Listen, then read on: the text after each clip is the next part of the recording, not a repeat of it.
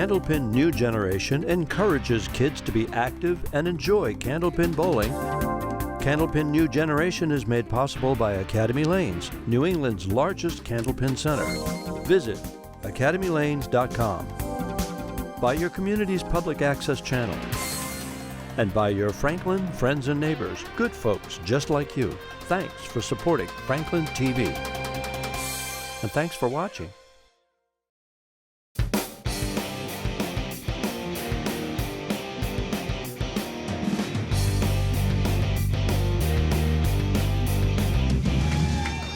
Championship showdown, 15 to 18 age group. We have seen a lot of high scores the past few weeks, and let's see if we can see a few more. Alongside Brian Rowe, I'm Rob Taylor. You're watching Candlepin New Generation at Woburn Bowladrome, produced by Franklin TV. I'm talking fast because I want to watch you guys bowl so bad, but Nate, before we start, break down the matchup. What are they the reincarnation of? I don't know. I can't tell you. I mean, I can't tell you. That's just how in the zone you are. You've thrown 2 straight 132s. How do you try to cap it off? Get better and be more consistent and just don't leave anything on the deck. Cool. Becky, another round at the championship match. Was just thinking and just talking with your dad about the first time you bowled on the show. You didn't even want to bowl that day. Took a lot of convincing. Then you got coffee in your eye or something. And now look at you. Forgive me, getting my timelines not straight. But now here you are, championship stage, your last match as a contestant on our show. Are you taking it all in, or are you just going out there and trying to throw your game? For me, this is a big deal, because when I was little, I didn't want to bowl. I wanted to bowl, just not here, because everyone watching me. But I have so many people supporting me through this, and that's why I'm here today. Awesome. Well, it's been so amazing watching both of you grow up on the show. We're excited to see one more match with the two of you. Brian, you've got a senior on your side, too, that we've seen for a few years. I do. Charlie, senior, it's going to be your last year. Tell me, what would it mean to you to go out on top as a champion? Well, I'm doing this, Dad. I'm doing this game for my dad because he's never seen me bowl before. He came to the show 1 year when I was with Becky, and we won that. But this year is my last year, so I want to do it for him. Ooh, a dedication game. I like that. Obviously, this is a great team going up over there that you guys are going up against. What do you have to do in order to take them down and walk away as champs? It was the same motivation from last time. I'm just going to bowl. That's it. That's all I can do. Kerrigan, monster game two weeks ago now. How do you follow that up? A bigger one. I mean, how? What do you mean a bigger one? How? A 156. That'd be good. One pin? You say a bigger one, you're going to go one pin. Yeah. You got Charlie's a senior. You got to send him out on top. Any added pressure to that? Kind of. Not really, though. What about bowling against Becky? I love her, so I don't really want to beat her, but I do at the same time, yeah. Ready for a championship match? Never been more ready. Let's watch these kids. Let's do it. Championship showdown. These 2 trophies are going to the winners along with a $100 gift card, $50 gift card going to the runners-up, and Kerrigan is ready to get us underway. Kerrigan in the black and maroon throwing the first ball. Becky in the black and orange throwing the second. Big day. Kerrigan and Becky, former best friends, now mortal enemies. Never going to talk again after today. If we play our cards right. So both contestants with makeable spare leaves. Kerrigan just off on that one. Becky's got the wood in front defending those 2 pins, but it might just go straight back. That's a tough one. Plays it a little conservatively to the right, isn't able to capture it. So getting those first ball jitters out of the way. Nice 10 for Kerrigan. Tough 8 for Halbedel. And so this is a star-packed showdown at the end here. All the contestants have been on the show many times before. Halbedel with a high single of 151. Kerrigan with a high single of 171. 3 graduated seniors. 2. 3. 2. Nate's a junior. 2. 2 graduating seniors. Looked for Elisa for the fact check. I think we're good. Lisa says yes. Great. Candlepin New Gen Insider Elisa confirming 2 graduating seniors. Stats department That'd all be over it. Becky and Charles. Tough break for Kerrigan. She'll look for the 10. Becky, meanwhile, going to try to pick up the half Worcester.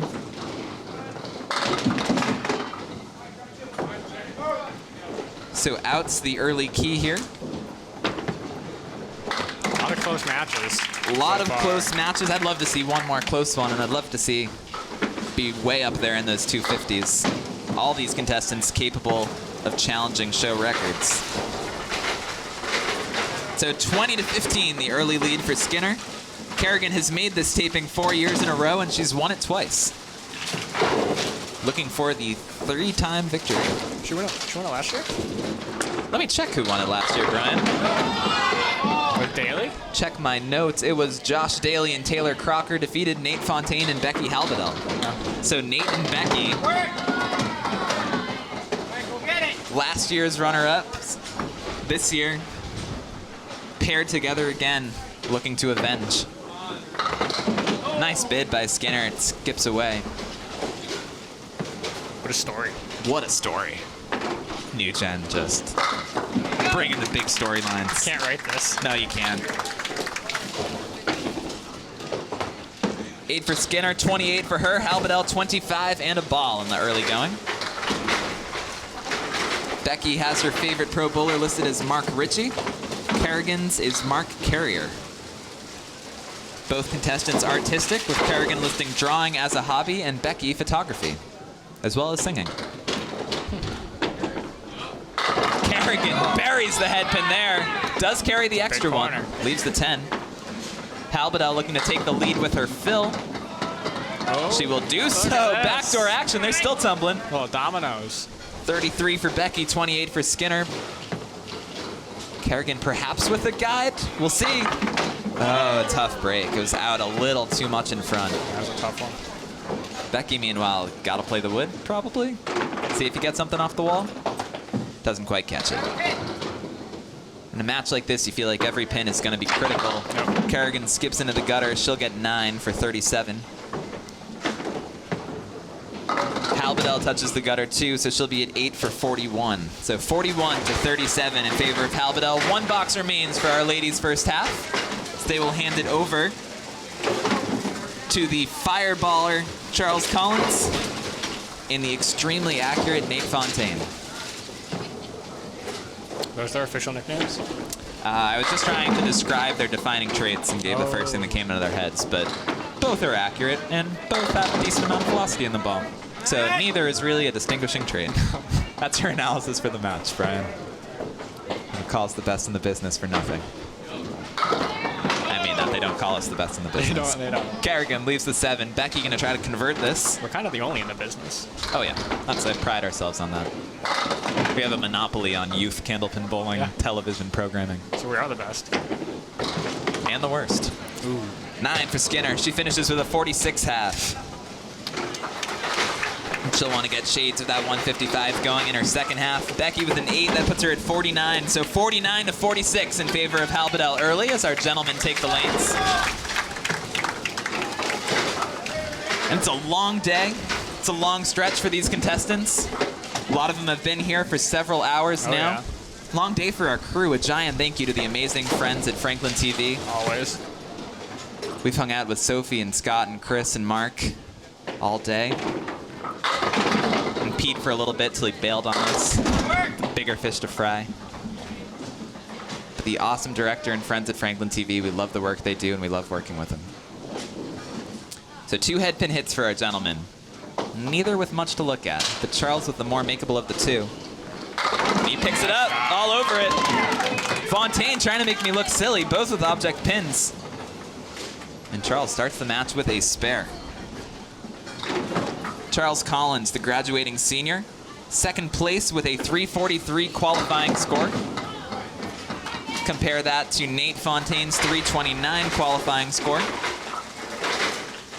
Charles with a higher high single of 191 to Nate's 163, but Nate with the higher high triple of 432 to Charles's 413.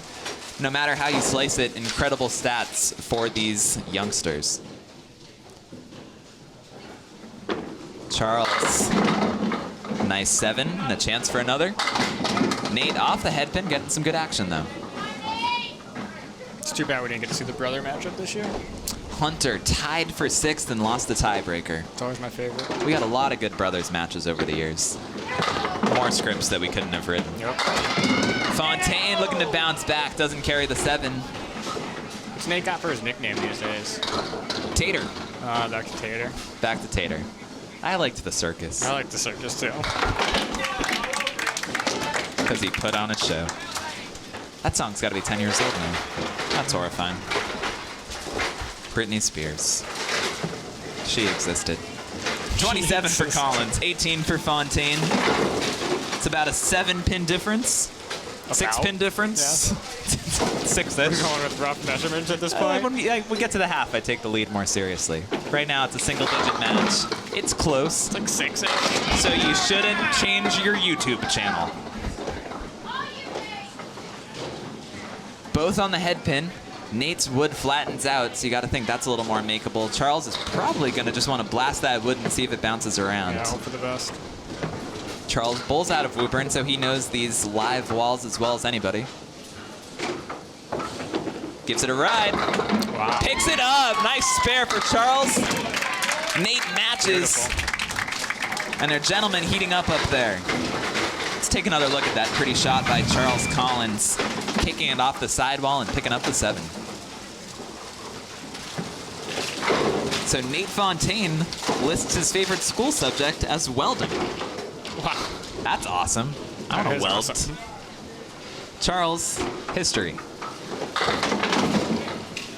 I think Nate's at home just like welding his own like Candlepin resetters. Yeah, I feel like Nate's going to put that to good use. Yeah. I don't know how yet, but he's going to put it to great use. Charles at 41 through 3, Fontaine 34. Charles with a slight lead. I believe 4 pins. Charles gives it a ride, not quite. Nate, meanwhile, kisses it off the wall, gives it a go. That was a nice shot. I'm curious if that's where he wanted to play it. And kiss the wood off the wall. It was going to be tough for that to carry to the 7. Either way, both contestants staring down a single pin. My biggest fear. Charles converts, Nate does not. And so Charles sits at 51 in the 4th, Nate at 43, 1 box to go before they hand it back to their partners. It is a 5-pin lead for Collins and Skinner. That's what we're looking for. Nice close match. Contestants getting their first half jitters out of the way. Hopefully we'll see some fireworks in the second half. Charles throwing us some fireworks at the end with a solid 5-pin. Oh. Nate buries it, but leaves the 4-5 and nothing to help him with. That might be my biggest fear. Yeah. What's worse than 1 pin? A 2nd pin parallel to it. Buried the pocket. Crushes the head. Question if you're Charles here is, do you go high and try to convert it clean, drive it straight back, or do you just hope for the Woburn live walls to bounce it around? He goes high and just an inch too high. I think that was the play. He had to be perfect. You give him credit for going for it. I think if he went low, he would have just shot it over to the left and it probably wouldn't have come back. Probably. That's the coward's way out. Just blasting it. That's what I would have done. 10 for Collins, 61. 9 for Fontaine, 52. And so Charles Collins and Kerrigan Skinner lead the match by 6 pins. In the early going, 6-pin leads.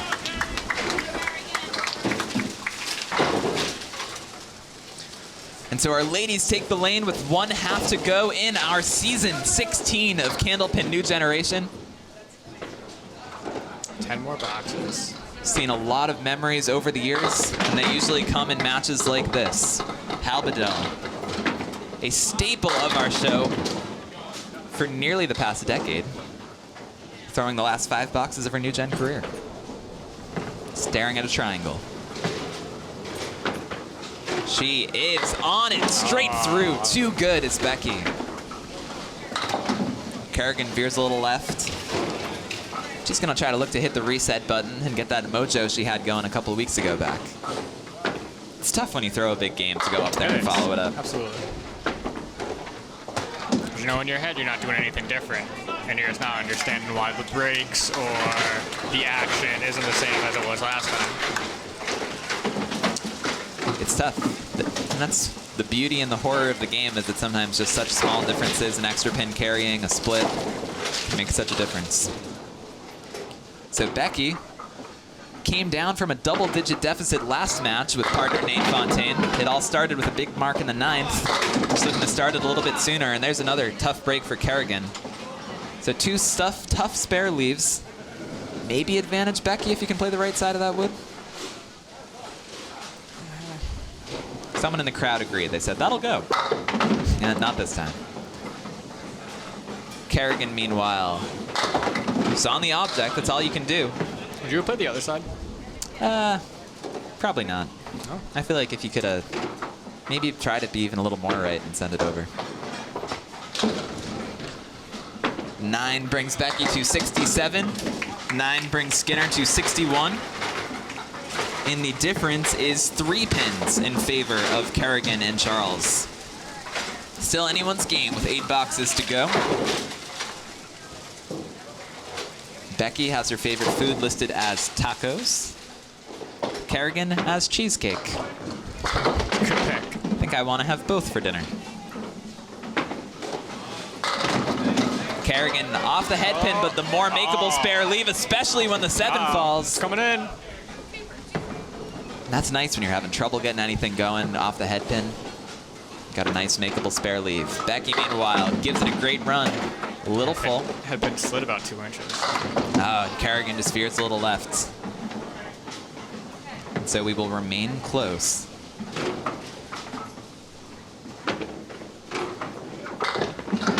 Becky with 10 gets her to 77. Kerrigan with 10 gets her to 71. The lead remains 3 in favor of Kerrigan. Perhaps these 2 friends taking it easy on each other. I hope not. Being gentle. If that's the case. Gentle women's bowling. A friendly match. I don't know if I believe him. Insider Elisa says no. And that she can see the hatred in their eyes. Thank goodness. Becky! Hatred surging through her veins as she drops 8. Oh, and a brutal The right one. spread eagle Right plus a one. couple. Some people call that the half Worcester center The half Worcester center. because they punched 2. I don't buy it. I think those people are lame. I'll name the shots. Thank you very much. Becky with a nice idea, but isn't able to catch the front one. The out now, so important. It's Kerrigan trying to cling to that 3-pin lead. Becky with a chance to get some back just with a big box. Gets the 10. Kerrigan a little off. hard. And that actually shifts the match now in favor of Halbedel, who sits on a 1-pin lead. And so anyone's match with 6 boxes to go. Our ladies throwing their last box. When we get to the last box, my head always goes to the potential for a triple strike Woburn Bowladrome $500 jackpot. Becky looking for the first one. She's found the head pin the last few boxes, just hasn't been able to convert them much. This has this little surge at the end of games all the time to either close the gap a little bit and give a better deficit over to her partner or a lead. And count her pinning to do it. Becky using the woods, picks up the spare. Kerrigan gonna give it a shot too. Wow. Oh, how did that stay up? It's a little high and it bounced to the left. So she'll want every one here.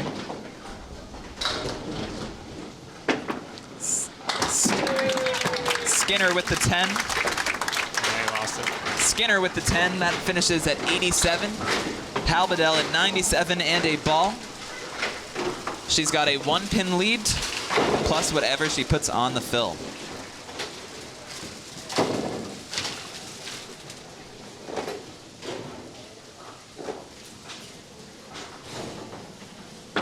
Halbedel buries it. That's 3 straight head pin hits for Becky. She finishes Way to close it out. with a workmanlike 104 game. She's handing partner Nate Fontaine an 8-pin lead. 104 Halbedel, 87 for Skinner. And 5 boxes remain in our Candlepin New Generation season.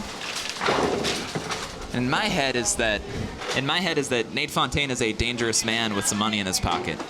Yeah. And by money in his pocket, I mean a lead. Yep. He's a dangerous man. Nate's a dangerous man, I agree. 24 karat magic for Nate as he tries to convert this spare. Charles, meanwhile, buries the head pin, leaves just the 8. Charles, always capable of exploding for a big game. Such a smooth ball. I'm always fascinated by how smooth Nate's ball is. Nate has been just a precision bowler for so long, and I think Aaron nailed it earlier when he said that Nate used to throw a slow ball that was so accurate but led to a lot of splits. Now that his ball's picked up a little bit more speed, he's carrying shots that didn't used to go. Charles, no luck for him there with a tough piece of wood. Nate with 8 and gets him to 60 in the 6th.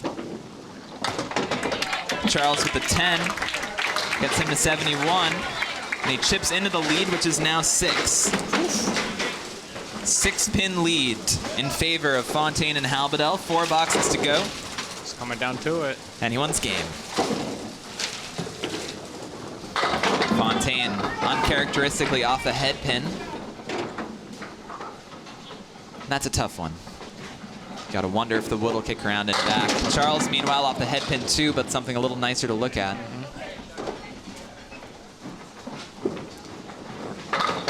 We've seen shots like Charles go all day too. Yeah, again, a live Split 'em house. up and carrying the corner pin. You pick the 2, something might come off the wall.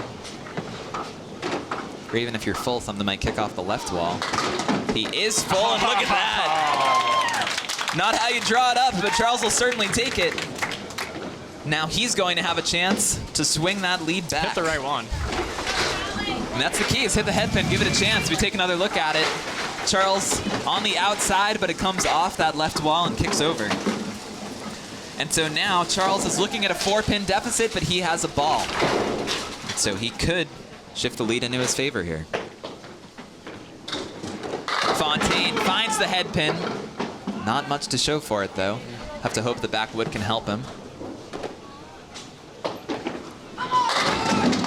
Charles. Ow. Powerful 8. Earns he and partner Kerrigan a 4-pin lead.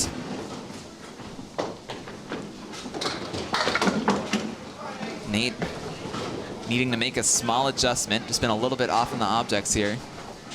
Charles gonna have to do the near impossible. Cut the 5 into the 7. That one goes right. Every pin counts. Nate unable to pick either up. Charles, meanwhile, the same, so no harm, no foul for either side. And so I'm gonna spot check my math here, Brian. 21. Charles is ahead of Nate. Nate was ahead by 17, so it is 4 pins in favor of Charles Collins with 2 boxes to go. Nate has to look at another 2-in-1 split. The lanes are getting tired. I think everybody's getting tired, Brian. We'll see if they can surge for some late adrenaline here. Will Charles face the same shot? He will. Wow. That wood'll help him, though. Might swing back. Nate gonna have to be very fine. Nate goes for it, just misses. I thought he had it for a second.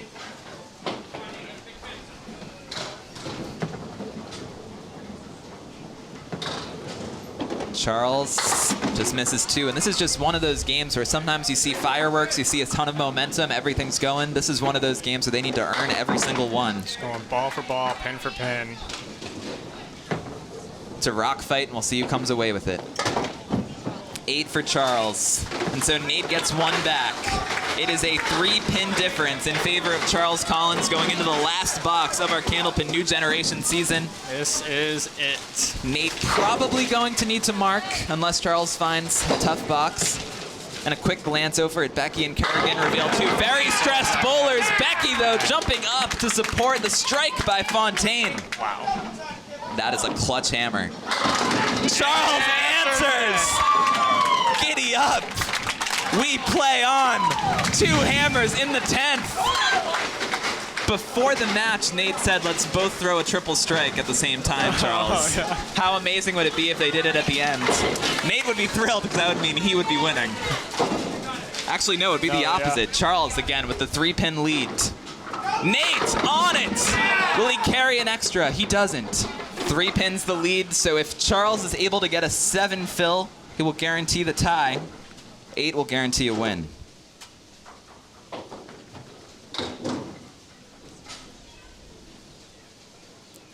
Crowd silent. Charles buries the head pin. He's got 7. So if Nate can pick this up, he'll force Charles to pick one of those up.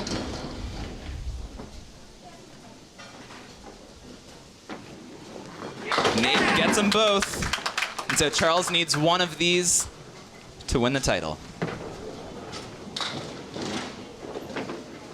And Charles gets one. What a finish. That was unreal. And the final score is 209 to 210. Kerrigan Skinner and Charles Collins take a one-pin victory at the end. What a match. We will talk to our champions right now. One pin, the difference in that match. I am just shaking, and all I had to do was keep score, but I was panicking doing the math. I can't imagine what was going through their heads. Kerrigan, not the best string you've ever thrown, but enough to take home the title. What's it like trying to follow up such a big score? There was a lot of pressure, but I didn't do the greatest, but we still got it. Literally did just exactly what you had to do to win. Yeah. What was it like at the end watching Charles in those incredible pressure-filled boxes? I was really anxious, and I was shaking and everything. It was horrible. What was it like going through all that with Becky by your side? It looked like you guys were pretty stressed for the entire match. Becky's one of my best friends, and it's nice to have her by my side, but yeah. So. Sounds like no hard feelings. You are now a 3-time champion on the program, and you've got 2 more years to go, so you can pad the stats. So congratulations, Kerrigan. You are a new generation champion. And so is Charles with a clutch last ball at the end. Talk to him about it. Yeah, I mean, really, we're just going to jump right to it. Close matchup the whole way. Me and Rob were talking about how important pinning was most of the way down, which you guys both did a great job at. But you see Nate throw the strike in the 10th when you're only up 3. What's going through your head? I wasn't thinking. I just threw my ball. And then, did you start thinking after you got your strike? Nope. Not at all. So nothing. Come on, Charles. I said one pin to win. He needs one pin. And it's all right, so we're getting there. What was going through your mind? We're getting to that one. He puts 10 on it. You already dropped 7. You need 1 pin. You got to start thinking a little bit. I just didn't want to hit the cap, and I hit the cap. But he came away going out on top as a senior, which is always awesome. Kerrigan only threw an 87, but you didn't have a mark. That's an awesome 87 game. Congratulations to both you guys. And so that wraps up what was a blast of a season on Candlepin New Generation. Season 16 is in the books. We'll be back again for Season 17. We hope you will join us, see if Kerrigan can repeat, and maybe Charles will be able to drag into the booths for some longer answers, perhaps. Perhaps he'll be up for it. So we thank you for joining us for these incredible 12 weeks. We've had a blast working with these children, working with Woburn Bowladrome, working with the fine folks at FranklinTV. We've had a blast with you, Brian. Always. It's always a blast. On behalf of the great folks that produce the show, I'm Rob Taylor. Thanks for watching another great season of Candlepin New Generation. Candlepin New Generation encourages kids to be active and enjoy candlepin bowling. Candlepin New Generation is made possible by Academy Lanes, New England's largest candlepin center. Visit academylanes.com. By your community's public access channel. And by your Franklin friends and neighbors, good folks just like you. Thanks for supporting Franklin TV. And thanks for watching.